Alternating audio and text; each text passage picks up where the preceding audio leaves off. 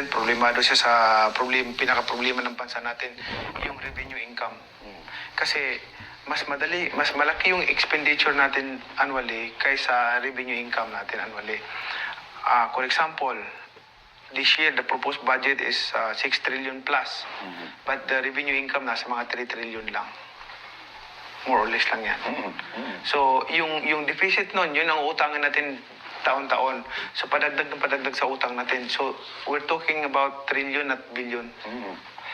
So, yan ang pinaka-problema. So, second is yung corruption. Corruption is the cancer of this country. Yes. And then, third, because of corruption, nagsuffer ang jobs opportunity sa mga Pilipino. Walang trabaho, ang mga tao pag gusto magtrabaho, mag-isip kagad na pupunta sa ibang bansa. Kumbaga, alam mo, dinadamdam ko pag ganyan ang mindset ng Pilipino kasi gusto ko kasi ang mga Pilipino, pag gusto na magtrabaho, dito lang sa ating bansa. Hindi na sila aalis. Yes, at pwede pa sila mag-double job. So, dito sa bansa natin, ang pinaka-problema din dito sa atin, yung micro, small, medium enterprises. 99.9% yan dito sa bansa natin.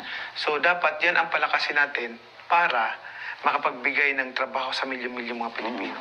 Pero sinasabi rin nila, Manny, na apart from inclusive growth, kailangan mag-attract rin tayo ng mga foreign investors at importante rin to improve yung ating bureaucracy, tanggalin ng red tape, hindi ba? Para pumasok ang mga foreign investors sa ating bansa. Yun bansa. Yung pinaka-problema. Kasama yan doon sa roadmap ko na ginagawa na kay automated transaction para hindi na masyadong maraming dadaanan pa. And then ang sinasuggest ko sana sa lahat na ang government dapat magawa tayo ng government center. Every LGU. Kasi para yung mga magpa-process ng mga papeles, hindi na matagalan sila kasi pupunta sila ngayon tapos babalik sila next week doon sa kabilang lugar. So hiwa-hiwala yung office ng mga agencies, so natatagalan yung pagproseso. Isa rin yan sa kailangan tunan ng pansin. And there's more. Marami pang mga dapat nating gawin. Yan lahat kailangan ng pundo. So, yan ang pinagawin sa pundo. Lagi pundo ang concern natin. So, kailangan ma-maximize ng gobyerno ang revenue income. At saka yung ating budget, kailangan ma-maximize talaga yan, hindi ba? Yes. Hindi pumupunta sa korupsyon, pero pumupunta talaga sa mga programa ng gobyerno. Lagi kong sinasabi sa lahat pag marinig mo ako nagsasalita sa entablado sa mga tao, sinasabi ko lahat na ang akin lang naman sana makonsensya lahat, no? Na tayong lahat dito sa mundo, temporary lang tayo. Wala tayong pagmamayari ito. Kahit kaano man galaki yung pera mo, gaano ka man kasikat, gaano man kalawak yung lupain mo, anumang ari-arian meron ka dito sa mundo. Iiwanan rin natin yan. Pag tayo nawala na, iba na rin may-ari niyan. But the thing is, the most important thing is, yung pag nawala ka na, maremember ka pa rin ng mga susunod na henerasyon dahil sa ginawa mo na iniwanan mo kasi. Yun ang importante. Kahit na ikaw mayaman, pag nawala ka na, hindi ka na makalimutan ka na. Hindi na isipin yung yaman mo. Ang isipin nila kung may nagawa ka. Your legacy. Legacy is so important. Important. Manny, if you want to say something to the young Manny Pacquiao, anong sasabihin mo? The young Manny Pacquiao, ang sasabihin ko sa kanya, unang-una, yung mga na-experience ko dati, yung mga wicked ways, yung mga ligaw ng landas, pagtuto mag-inom, so everything like that, drunkenness, womanizing like that, dati nung kabataan pa, yun siguro i-advise ko sa kanya, huwag mo nang pagdaanan yan kasi kumbaga pangit sa buhay. And then ang masasabi ko rin, always be faithful to God. And God is the center Yes. of your life. Manny Pacquiao is known for his strategy, grit, and determination in the boxing ring. Hindi lang siya boksingero. Outside of it, he's a family man and an entrepreneur as well. In that order, we now explore these and the legacy he hopes to leave behind. Manny, entrepreneur rin kayo after being a boxer and a family man. Ano po ang biggest lesson na natutunan ninyo being an entrepreneur? Yung kailangan honest ka sa lahat, sa maliit o malaking bagay. Maging honest kasi maaring ang tao hindi nakakita sa ginawa mo, but ang Panginoon nakakita palagi. Wala kang maitago sa Panginoon. And lahat tayo accountable. And how do you apply your boxing strategy and tactics? Kasi nag-usap tayo kanina, talagang pinapag-aralan mo, di ba? Yung left hook or uppercut ng mga kalaban mo, Oo. yung kanilang footwork. How do you apply this in being an entrepreneur? Parang ano lang yan, magdepende doon sa style ng opponent mo. Kung, like, for example, I'm giving you an example, like, kung bukas mag-i-exam ka, kung mag-i-exam ka ng math bukas, you have to review math tonight para prepare ka sa exam bukas ng math. Hindi ka naman pwedeng mag-exam ka ng math bukas, magre-review ka tonight ng science. So, ganun ang gagawin mo. So, same thing with the planning. Ganun, makaisip ka ng maraming paraan para palaguin mo yung ano. Talagang iniisip, pinaplano, hindi lang sumasabak kasi yan ang trend, hindi ba?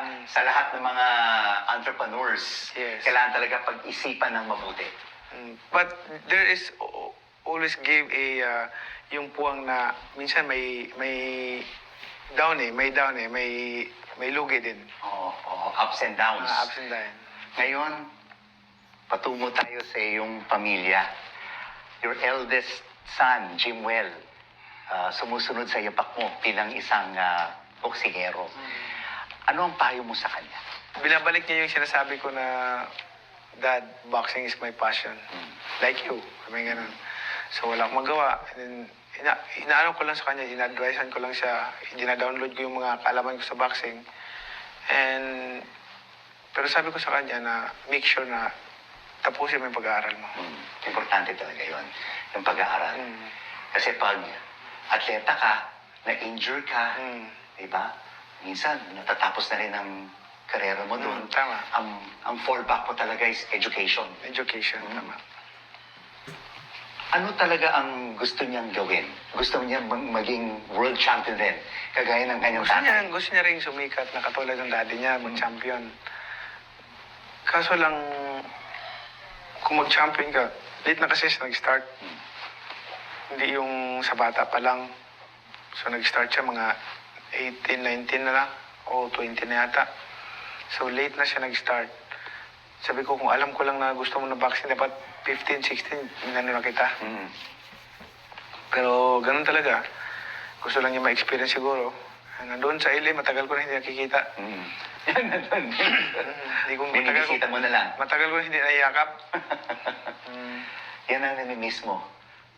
Na ginayakap mo yung anak mo. Na hindi mo Ganun matagal pala na nakikita. ganun pala yung pag malapit ka sa mga anak mo, pag nalayo sila, yung mamimiss mo sila. Tulad yung panganay kong babae na sa London na nag-aaral. So, kumbaga, dati marami kami sa pamilya, and then ganun, paunti ng puti. Oo. Ano naman ang advice mo sa anak mong babae na nag-aaral sa London? I mean, malayo. Halfway around the world. Ako, kumpiyansa ako sa mga anak ko, yung inano ko sila sa Panginoon na talagang tinuruan ko sila na may Panginoon and stay humble. Kasi where we come from, again, wala tayong karapatan para magyabang, maging arugante. Kailangan maging humble tayo dahil yan lahat ng natamo natin ay biyaya ng Panginoon. Kinukwento ko sa kanila, pinagdaanan namin ang hirap sa buhay. And then, ganun, ang pangit sa labag sa Panginoon yung mayabang na tao. Yung si Michael, mahusay siya sa music. Isa siyang rapper. Anong advice mo naman sa kanya? Sabi ko sa kanya na, sige, pagpatuloy mo lang kung yan ang passion mo. Maganda din naman yan. Yan ang gusto mo eh. But he's running right now as konsehal sa Jensan. Okay. Mm. So anong advice mo sa kanya ngayong tatapos siya bilang konsehal sa Jensan? I mean, ang politika natin dito sa Pilipinas, Mas hindi ano pa eh? malinis. Mas generous pa siya sa akin. Gano, when you say generous, what do you mean by generous? Mas generous pa siya sa akin. Halos yung pera na niya pambili ng pagkain, bibigay pa niya. Talagang makatao siya. Talagang he's Yes. for the people. Gusto niyang tumulong din sa tao. Mm. Sabi niya gano'n. When it's raising a family, it's between the father and the mother. Sino ba ang good cop at saka bad cop sa inyo? Ako, nag-a-advise lang ako sa kanila, but si Jinky minsan namamalo. Disciplinarian siya. Disciplinarian siya. Pero ako naman, kinakausap ko sila, sabi ko, siyempre, gusto niyo ba yun, papaluin ko kayo, and then mapapahiya kayo sa ibang tao. Dapat, kung pagsabihan ko kayo, yan ay para sa inyo, hindi para sa akin. Kasi, kung yan ay nakabubuti sa inyo, bakit hindi? Kasi nung araw kami, hindi kami nagagawa yung mag-enjoy sa buhay. Gusto namin mag-enjoy kayo sa buhay ninyo. Basta, nakabuti. Pero kapag kayong gustong achieve sa buhay na ito, Alam mo, ang talagang determination ko na ma-achieve yung makagawa ako ng legacy sa pagdating sa public service. Public service. The people might underestimate me na ganon, pero my loyalty, my heart is for them and for this country. Yan ang dream ko na one day, mapapaniwalaan nyo na. Parang nung ako nag-boxing, wala namang naniwala sa akin. Hindi nga ako nakuha sa Philippine team eh. Tagal ko nag-apply sa Philippine team, hindi ako nakuha. Dahil hindi daw ako marunong. Pero na-prove ko sa kanila na hindi naman ako tulunggi sa boxing. So, doon, nag-excel ako sa boxing because of my determination and hard work and believing God. So, this public service na marami akong tulungan, one day,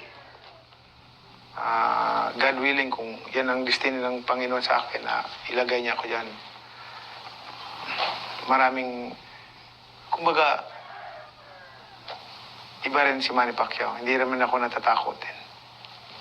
maraming salamat for joining us on Beyond the Exchange.